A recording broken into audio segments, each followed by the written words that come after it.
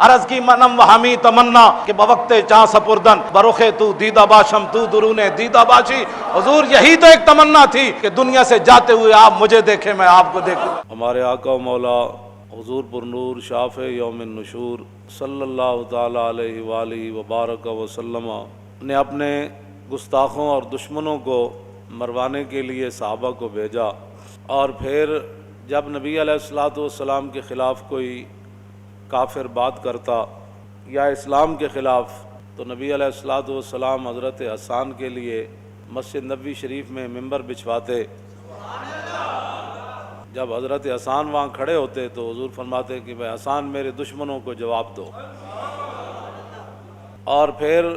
جب حضرت حسان حضور کے دشمنوں کو جواب دے کر حضور کی تعریف کر کے فارغ ہوتے تو نبی علیہ السلام فرماتے شفیتا واستشفیتا، کہ تو نے میرے دشمنوں کو جواب دے کر اور میری تعریف کر کے اپنے سینے کو بھی ٹھنڈا کیا اور مسلمانوں کے سینے کو بھی ٹھنڈا کیا تھا۔ اور نبی علیہ الصلوۃ والسلام کو جب ایک موقع پر صحابہ نے عرض کی کہ حضور انہوں نے تو یہ بات کی ہے اسلام کے خلاف اور ہمارے خلاف، تو نبی علیہ السلام نے یہ نہیں فرمایا کہ آپ نے بڑے معتدل طریقے سے جواب دینا ہے اور بڑے تحمل سے جواب دینا ہے، فرمایا قولوا لہم کما قالوا، فرمایا جیسے انہوں نے بات کی ہے اسی انداز میں ان کو جواب دینا ہے۔ تو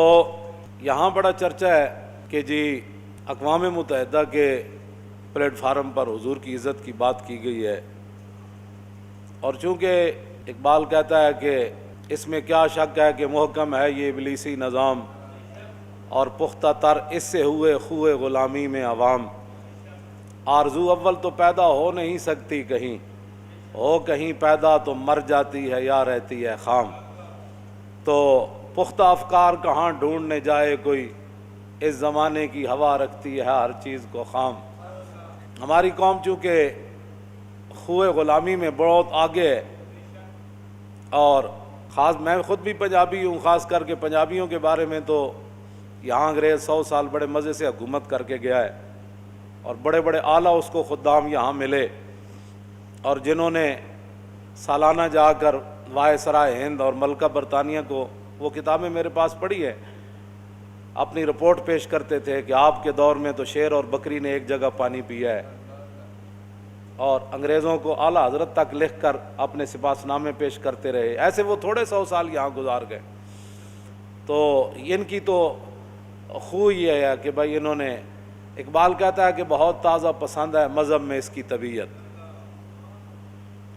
داتا صاحب کی خدمات آج تک کسی کو یاد نہیں آئی، بہت تازہ پسند ہے مذہب میں اس کی طبیعت، بھائی نیا کوئی جال لاوے صحیح، کوئی نئی گل کرے صحیح، وہ دیکھا جی کمال بات ہو گئی، دیکھا جی وہ کمال بات ہو گئی، وہ جی اقوام متحدہ کے پلیٹ فارم پر حضور کی عزت کی بات ہو گئی، ممتاز قادری کا تختہ دار کسی کو نظر نہ آیا، ممتاز قادری کی جیل کسی کو نظر نہ آئی، اور دودھ پیتا بچہ چھوڑ کر جیل میں جا بیٹھا، اور اتنا سارا بچہ چھوڑ کے تختہ دار پر جھول گیا، اس پر کسی کو ناموس رسالت کا پتہ ہی نہیں، بھی ممتاز قادری شاید شوقیہ وہاں جھولتا رہا ہے، ہاں جی، اس پر کسی کو کوئی پریشانی نہیں ہوئی، اور اس کو قاتل کہنے والا، اور وہ جا کر اقوام متحدہ میں حضور کی عزت کی بات کرتا ہے جو ممتاز کو قاتل کہہ رہا ہے، اور قوم کو کہا دیکھا جی وہ ناموس رسالت کی کیسی بات اس نے کی ہے جناب۔ پھر آسیہ ملونہ کو رہا کرنے والا، اور اس کے بدلے میں تاریخ لبیک یا رسول اللہ کے ہزاروں کارکنوں کو اندر کرنے والا، اور حافظ اور قاریوں کو سید زادوں کے گھروں میں بھی ان کی دیواریں پھلانگ کر سید زادیوں کی تقدس کو بھی پامال کرنے والا، اور مساجد میں 10-10 15 نماز نہ ہوئی، جوتوں سمیت فورسز بیٹھی رہی، مساجد کی عزت اور حرمت پامال ہوئی، اور 2 عالم شہید ہوئے اس دوران، مولانا یوسف سلطانی جیل میں شہید ہو گئے، علامہ منیر احمد نعمانی باہر آ کر شہید ہو گئے، ہزاروں دہشت گردی کے پرچے کٹے، حضور کی عزت کی خاطر جو لوگ باہر نکلے ان کے خلاف پرچے کٹے، قوم کو وہ ناموس رسالت کی بات یاد نہ رہی، اور 2 جملے کہنے پر کہا جی دیکھا ہے اس نے وہ کیسی بات کی، تو میں نے کہا وہ بات وہاں کرتا نا، وہ اگر وہ سٹیج پر بات کر رہا تھا تو جو آیت میں نے آج پڑھی ہے یہ آیت پڑھتا نا کہ بھائی آپ کو کیا تکلیف ہے 295 پر۔ اللہ نے فرمایا قرآن میں کہ جو اللہ اور اس کے رسول کو ایذا دیتے ہیں ان پر لعنت ہے دنیا آخرت میں۔ کہ تاریخ لبیک یا رسول اللہ نے تو پوری دنیا میں مسئلہ ناموس رسالت اجاگر کر دیا ہے، پوری امت کی توجہ ان کی طرف جا رہی ہے۔ ہاں جی، یہ ساحری جو تم نے وہاں کیا ہے اس پر یہ آیت پڑھتا نا کہ بھائی 295 کے خلاف آپ بھی روزانہ بک بک کرتے ہیں، ہمارے ملک میں بھی لوگ حضور کی عزت کے قانون کے خلاف باتیں کرتے ہیں۔ یہ تو قرآن کہتا ہے کہ جو اللہ رسول کو ایذا دیتے ہیں ان پر دنیا میں بھی اللہ کی لعنت ہے اور آخرت میں بھی اللہ کی۔ دنیا میں لعنت کیا ہے کہ دنیا میں گستاخ رسول قتل ہوگا، یہ لعنت ہے اس کے لیے، اور آخرت کی لعنت یہ ہے کہ اسے جہنم میں ڈال دیا جائے گا۔ تو یہ بات بیان کرتا نا وہاں کہ جناب یہ آپ کو پریشانی نہیں ہونی چاہیے، یہ رسول اللہ کا اپنا فرمان ہے، من سب نبیا فاقتلوہ۔ اس کے راوی سارے ائمہ اہل بیت ہے، مولا علی اس کے راوی ہیں۔ فرمایا کہ جو نبی کے بارے میں بات کرے اس کی سزا صرف یہ ہے کہ اس کو قتل کر دیا جائے۔ اور اس کی 2 تقریریں کہتے دیکھا جی وہ کیسی تقریر کی۔ میں نے کہا وہاں کہتا نا، اس وہاں جا کہتا کہ جو بھی حضور کے خلاف آئندہ بات کرے گا ہم خود اس کو قتل کریں گے۔ وہاں میں یار حضور کی عزت کا اور ہے اور یہاں حضور کی عزت کا معیار اور ہے۔ وہاں قانون ناموس رسالت کوئی اور ہے، یہاں قانون ناموس رسالت کچھ اور ہے۔ ہجرت سے پہلے بھی صدیق اکبر نے رسول اللہ کی خاطر منہ پر جوتے کھائے، اور ہجرت کے دوران بھی سب اپنے جسم پر لڑوائے اور پھر حرکت بھی نہ کی۔ اور پھر جب میدان حدیبیہ آیا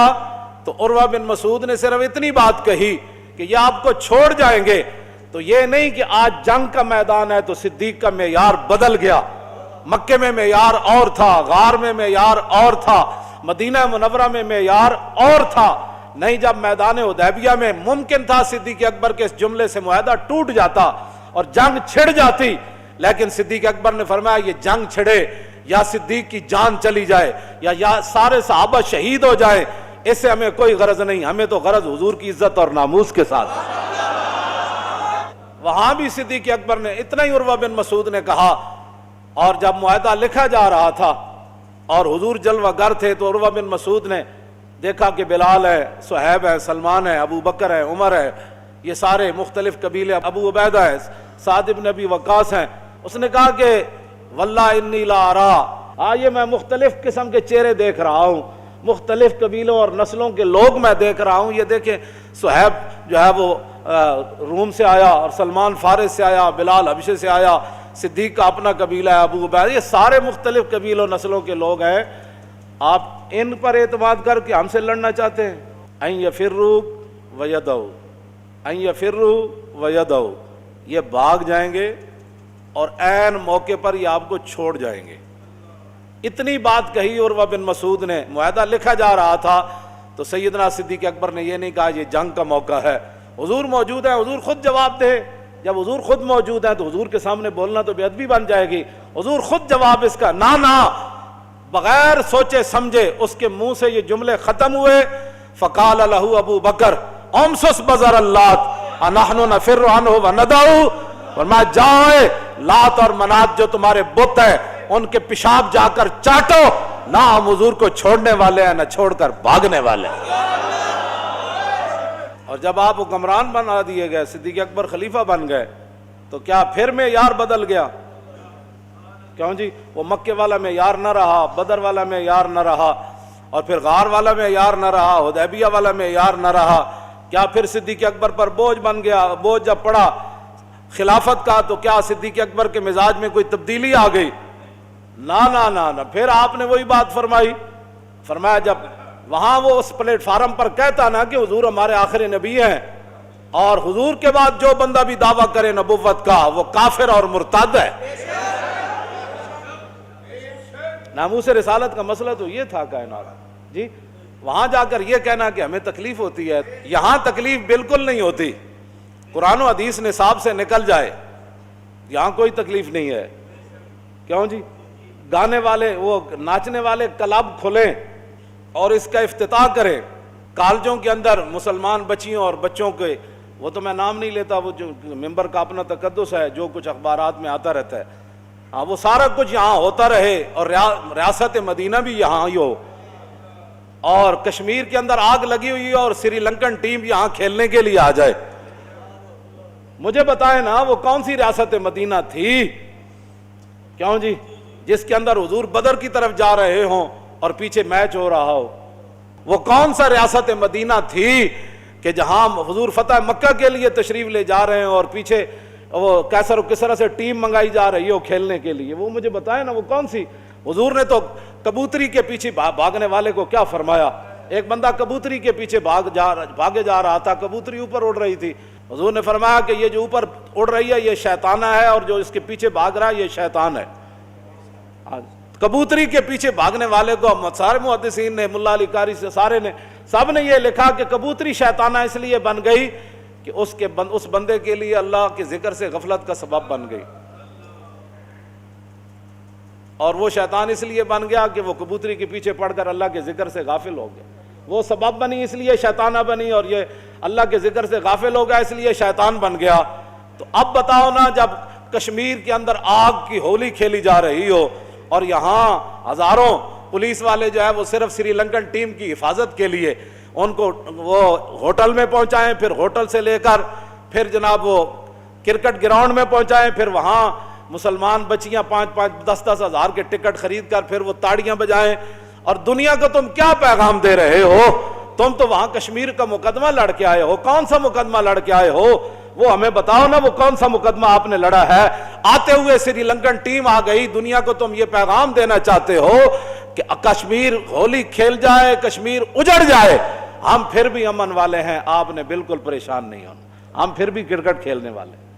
یہ کشمیر کا وہاں مقدمہ لڑ گئے۔ ہماری قوم کہتی ہے وہ کشمیر کا بڑا مقدمہ وہاں لڑا، کیا کشمیر کا مقدمہ لڑا؟ بلکہ اس کے وہاں مقدمہ لڑنے کے بعد تو کشمیر میں اور ظلم زیادہ شروع ہو گیا۔